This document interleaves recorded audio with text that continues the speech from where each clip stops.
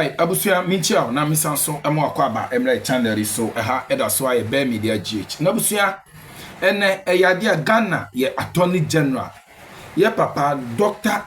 Dominic Ayine atumi akopie mu ewo U.S. Justice Department. Na enkomo bi akoso ye papa Kwesi Pratt Junior ede ho nsem ede aba betudwa. Ne pese ya yekọ na yiti ne nsem ode tudwa. Na si bia obodi ase beche ya adwen we comment section ha.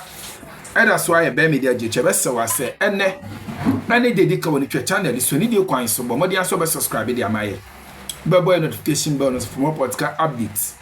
Yentie update ya free U.S.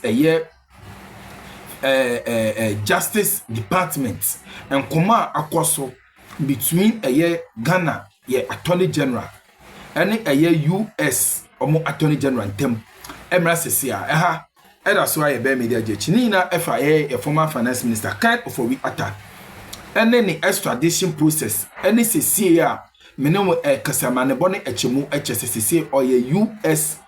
permanent resident abusia yentemra abusia uncle practical and be say Attorney General ko pimo US in nzo ko pimo US and information about na ochirema U.S. Attorney General chim Ghana Attorney General say onfa criminal charges ne mreno say kino for ta ewie ne immigration case abusia uncle Pratt Junior ne disam komowe say kino for ta ewie immigration case we ya grant na yi we extradition na de say e kotoni nsem ne with criminal charges kotoni nsem de ne ba no de enye problem.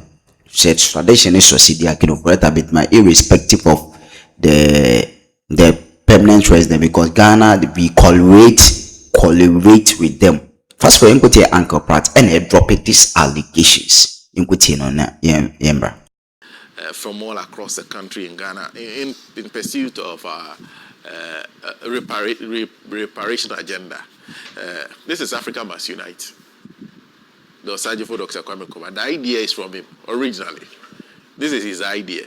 The idea of Africa uniting, working together, is the idea of Sergeant for Dr. Kwame Nkrumah. He explains in this book exactly why he believes that should be the case.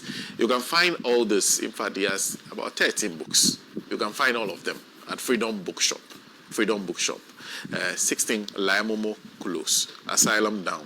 It's near the Apollo Theater. Circle. You can call the number 0246. 708898 0246 708898. Get these books and read for yourself. Mr. Pratt?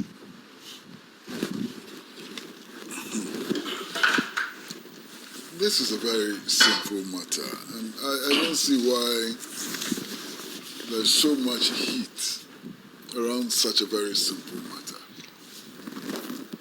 The Office of Special Prosecutions decided that it wanted to investigate the award of contract to SNL. I think that was the case. And the process came to the conclusion that I think about 6 people ought to be tried for infractions of the law. This included the Finance Minister, Ofori Atta, and a number of others who worked with him on this particular matter. Now, when it became obvious that he would not make himself available for trial, the Office of Special Prosecutor applied to the court for him to be tried in absentia. The court then directed that he should be served with the charges. From what I know, those charges, the Attorney General is trying to serve him through the Attorney General of the United States of America. And the Attorney General of the United States of America, at one stage, did indicate that it will be served after his immigration case. You understand? So that is where we are. The matter is actually in court. This attempt to extradite Ofori Atta to Ghana is in relation to only one case, not his general stewardship. Only one case, which is the contract which is awarded to SML. Now, I think that there's too much drama around this case. Too much drama around this case for a number of reasons. Because Ofori Atta was not just a minister, he was a very special minister. Indeed, the president then spent considerable amount of time and energy praising his cousin. And his cousin was seen as the Jesus Christ of the Akufo-Addo regime. He was the savior of the Akufo-Addo regime and so on. The controversy also involved a majority of members of the New Patriotic Party actually petitioning the president to remove him on grounds of incompetence, and the president's refusal to remove him and so on. So there's a lot of drama around him. Now, the case gets complicated somehow. You know, when the High Court rules that the Office of Special Prosecutor cannot carry out prosecutions without the fiat of the Attorney General, it strengthens Ofori Atta's hands. Because he's being prosecuted by the Office of Special Prosecutor. And if a High Court in Ghana says that that office cannot prosecute, Ofori Atta's hands get strengthened. You understand? So, for these matters to be resolved quickly, the Supreme Court will have to make a determination as to whether or not the Office of the Special Prosecutor, so moto, can try some criminal offenses. That is very, very important in securing the extradition of Ofori Atta. Okay. Now, what has happened in the U.S. is just that a court has decided that Ofori Atta is qualified as a permanent resident of the U.S. Is entitled to a green card. That's all that the court has decided. And this has nothing to do with his extradition. Now, it's important to note that even citizens of the U.S. may be extradited. So obtaining a green card does not exempt you from being extradited to Ghana to face trial.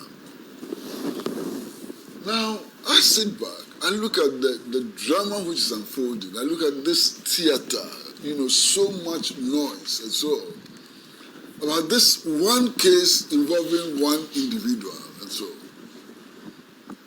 And I ask myself, why?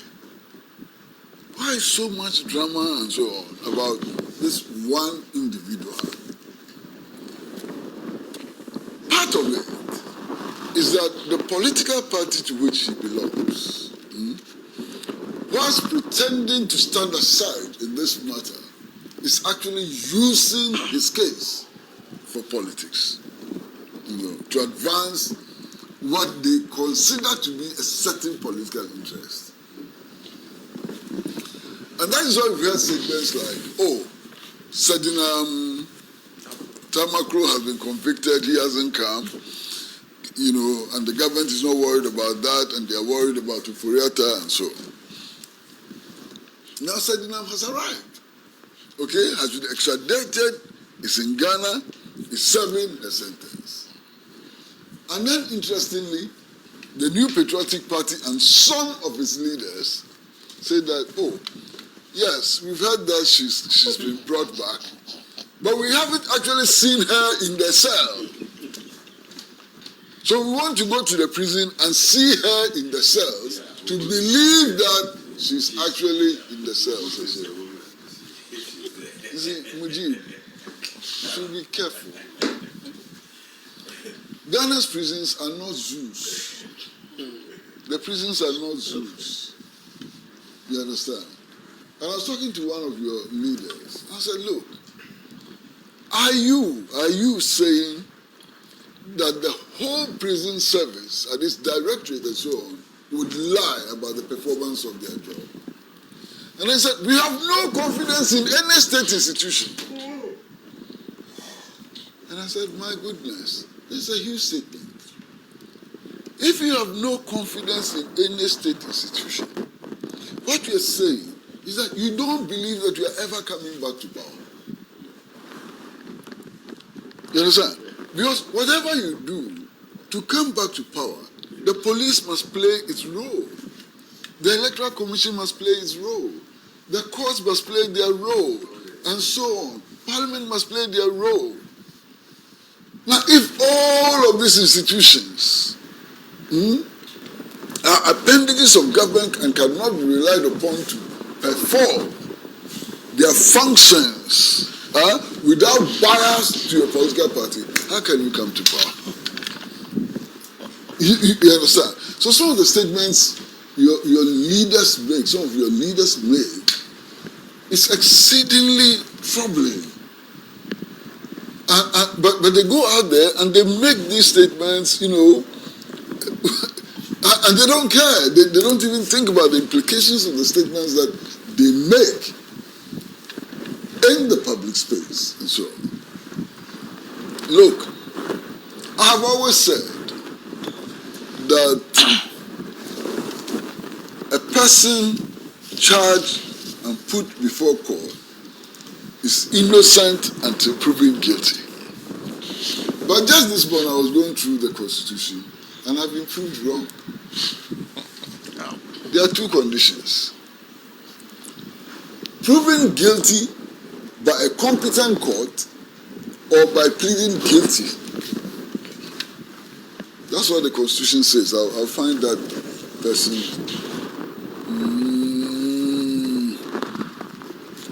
Somewhere, somewhere.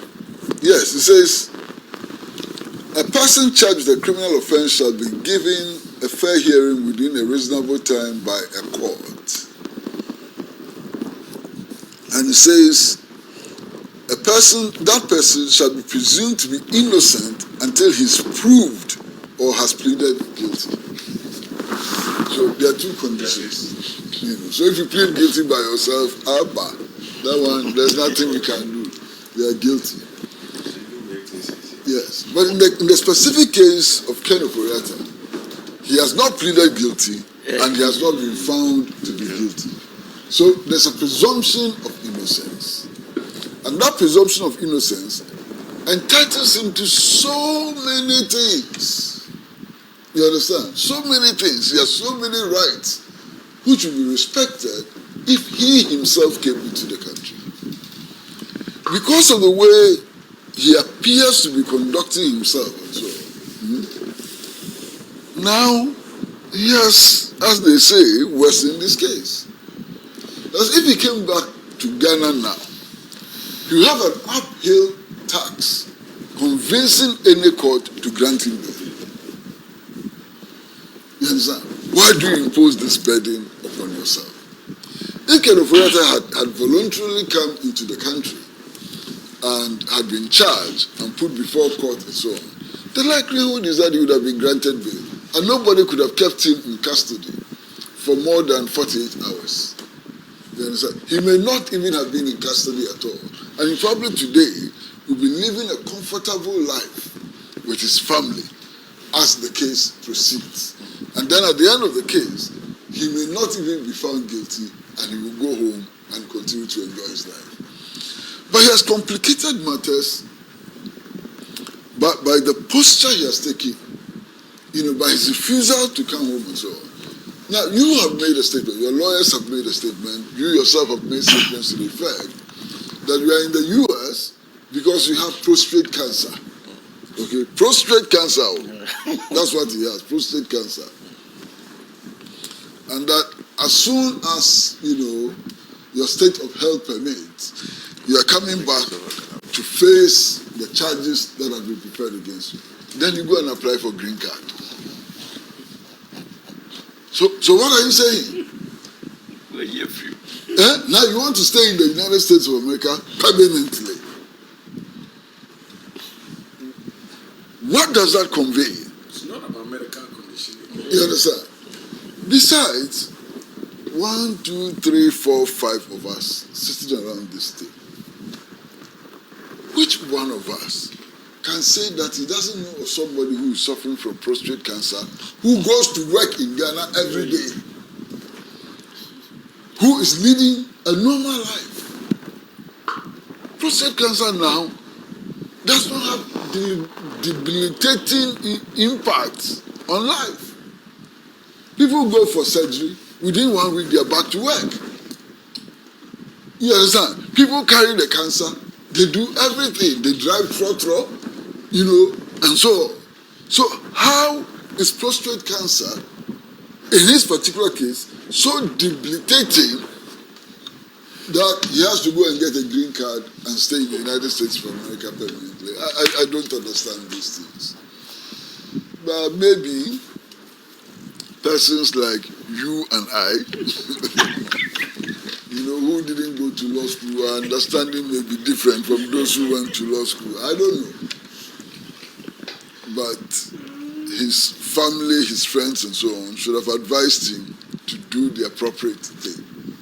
And stop this prostate cancer story. It doesn't wash. Prostate cancer.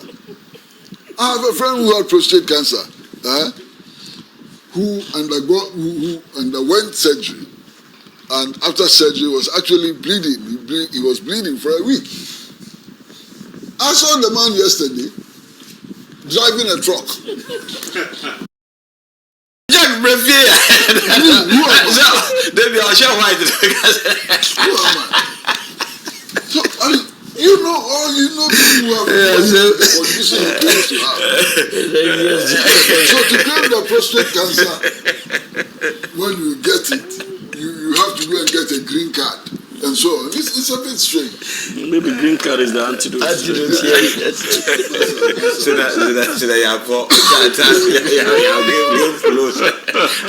we use kind of rather to close the show. Prostate cancer. Anyway, that's ended up in green card. Thank you very much. At least I can. Okay, I was just trying to look at Nkrumah's preface to the 1956 book, the autobiography. It's lengthy, but there's a point where he says, in this way, self-government was won for Gold Coast. Its independence will be incomplete, however, unless it is linked up with the liberation of other countries in Africa. Ghana now joins the independent states of Egypt, Ethiopia, Liberia, Libya, Morocco, the Sudan, and Tunisia. Elsewhere, the continent is ruled by no less than 6 European powers. Our example must inspire and strengthen those who are still under foreign domination. Our democratic journey so far, though that discussion would have been aroused by the singular act of Ken Ofori Atta, former finance minister of the Republic of Ghana. But you see, Alaji, and I'm going to deal with it in two. First, I will seek to expose the hypocrisy on the part of his lawyers as far as the current development is concerned. And secondly, I will deal with the political questions arising from this latest decision. First of all, I think that anybody familiar with the laws of extradition, especially as it relates to how it works in the United States of America, will tell you that the decision to extradite is purely a political decision by the Secretary of State, not even the courts of the United States of America. And that's the mistake most people make. And permit me to take you through the processes a little. In the United States of America, if they receive an extradition request, that extradition request is referred to a court in the United States of America, mandated with jurisdiction to look into the legality or otherwise of the request. So, for example, if Ghana presents an extradition request of Ken Ofori Atta, it is referred to an extradition court. The court will look into the legality or otherwise of our request. So, at that critical moment, what the U.S. court seeks to do is to look at the packet presented by Ghana and ascertain whether indeed it is in line with extradition laws and that of the United States of America. If that determination is made to the effect that, look, this satisfies or ticks all the boxes as far as extradition is concerned. The judge forwards same to the Secretary of State, who now looks at the court's ruling and determine whether or not extradition would be in line with fundamental human rights of the person being sought. Or Ghana would have done something untoward, for which reason extradition can be defended, refusal to extradite can be defended by the United States of America. So it is not enough for the court to say that, look, Ghana has ticked all the boxes. The rest of the decision by the Secretary of State or his rep is one rooted in politics. That point ought to be made. Secondly, now, in our case, the Attorney General was clear.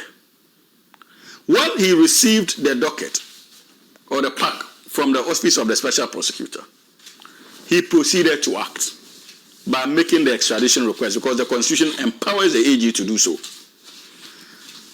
Upon doing so, the document was forwarded to the United States Department of Justice, and they also carried out what they needed to do. So when the Attorney General granted an interview, especially after he was picked up by ICE, and made references to the effect that Ghana's extradition request could have influenced the ICE arrest, he was not wrong. And I'll demonstrate to you why he was not wrong.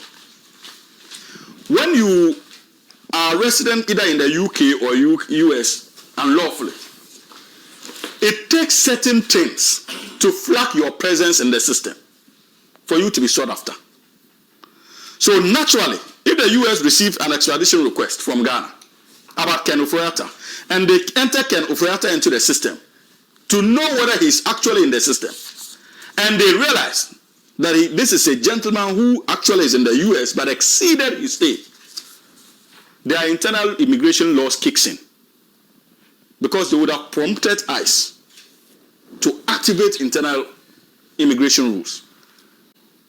So though that is not part of the extradition, but your request for the extradition acted as a prompt as far as his presence in your country and unlawful presence is concerned. And that was what happened in the case of Ken Ofori. Because the system flagged that he had exceeded his stay. So ICE went for him. Now what happened with ICE to the immigration courts are not in any way related to Ghana's extradition request. Because there are specific courts mandated to handle extradition, not just immigration courts. Immigration court has no business or whatsoever handling immigration. So the decision by his legal counsel, Justice Menka Primo, to issue a statement and sought to create an impression that the immigration court that finally granted him residency in the United States felt that there was no